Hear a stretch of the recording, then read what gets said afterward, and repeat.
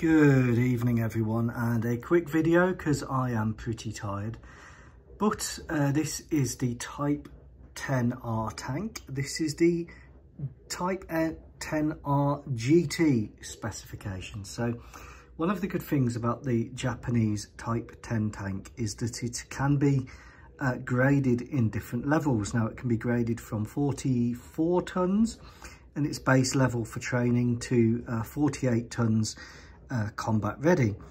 And then the Malagasy defence industry has taken it to just under 50 tons in this configuration, and now pushing 53 tons to 55 tons in its heaviest configuration with the TUSK 2 kit. Now, first of all, I'd like to say thank you to a subscriber for putting me in the right direction regarding some of the heat warheads and some of the top attack weapons. Now, as you know, I've talked about the next generation reactive armour. Then it appears you've got NERA, which is non-explosive reactive armour, which is a different mix of armours, whereas explosive reactive armour can take one hit and then it blows up, hopefully distorting the formation of the liner. And what I've been corrected is not so much a jet but more of a plasticine type plastic sort of material coming down, for want of a better word. I've linked the article on my page, go read it, it's really useful. But what is really something that I hadn't really appreciated is just how devastating the top attack weapons are. So here on the Type 10R GT, we've got a refined and heavier explosive reactive armour set up on the top. Now, what I didn't realise, and going back to the different choices of materials, is that just adding spaced armour and adding these screens doesn't really add a lot of protection. So a screen like this will stop the pooping drone bomblets from landing and doing damage to the top of the vehicle there, but they won't stop the top attack weapons, and they certainly won't stop the EFPs, which are kinetic energy penetrators, for want of a better word.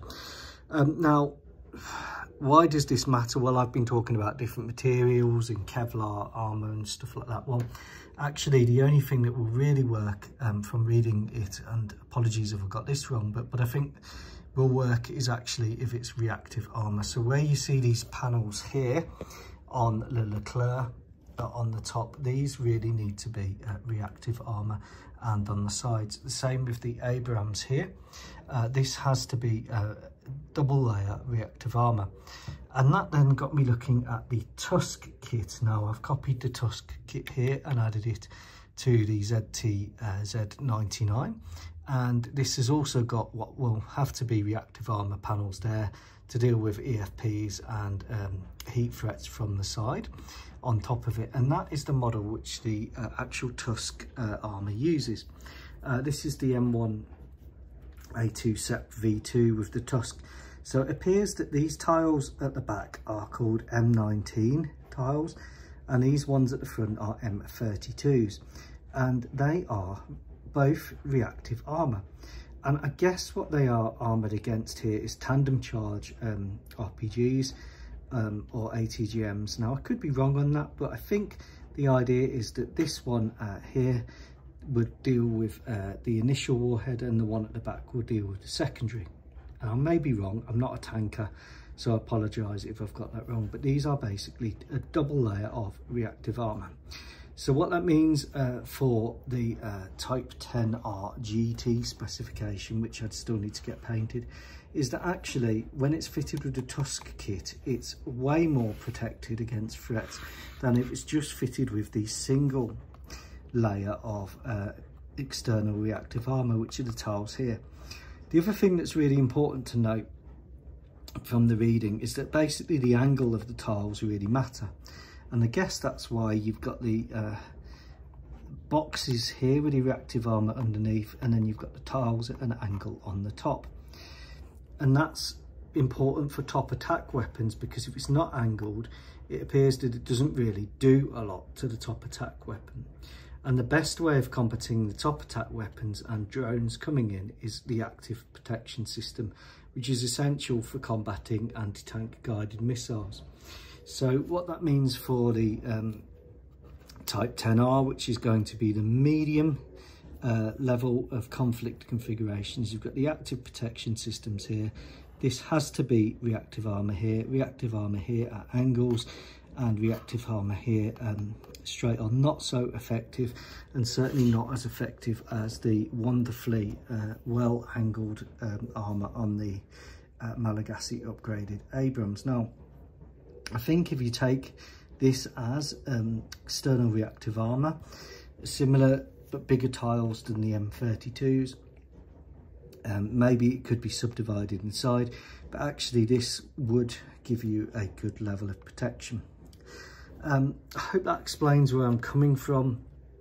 The idea of the Type 10 is that actually it's gradable. So the Type 10 with the TUSK 2 kit, Japanese tank, American TUSK kit, shouldn't be any problems sanction wise, and any problems with integration because the Japanese and Americans are closely linked. But the Type 10R GT with the TUSK 2 kit would therefore be the strongest level of deployable Type 10R. Then you would have your medium one for slightly less threatening environments, and then you'd have your base model, which can still cope with some threats but not as much as these two. The other thing that's really reinforced is that active protection is almost essential for these tanks. So most of my fleet have active protection for the Great Tank Off, and I will be adding more and more active protection to the next contender, which should be the K2. So we've got a couple more things to go, and then a boxer hopefully to give some variety. Let me know what you think. I hope I've got this theory right, but I've tried to work based on the contributions of the subscriber First Dagger, and to try and rework some of this and to try and use what is an incredibly effective, tried and tested TUSK Tank Urban Survival Kit configuration. It's rocking the GPMG here, or the M240, the American one, and it's also got extra armour boxes at the front and the belly plate as standard, and this would again be to deal with the threats coming in, and this would be your external reactive armour on the front. Why does this matter? Well, it appears that if you just have a plate, so if this was just a Kevlar plate, then what you would do is actually, by giving the jet something to impact, if it didn't deform the, I keep calling it jet, if it doesn't give the warhead a deformation in the way that the warhead forms, then actually it actually strengthens the charge, causing more damage. And going back to these nets here, these are designed to take on the sort of more basic RPGs, and the idea of this is they either get stuck in there or it affects the fusing, and that's how that slat and net armor works. So the active protection system, of course, is way better than that, because this is what they call statistical protection, and this is what they call a hard kill protection system. So I hope I've got that theory right and that corrects a few things. Let me know if I've got anything wrong, but the tanks are being built.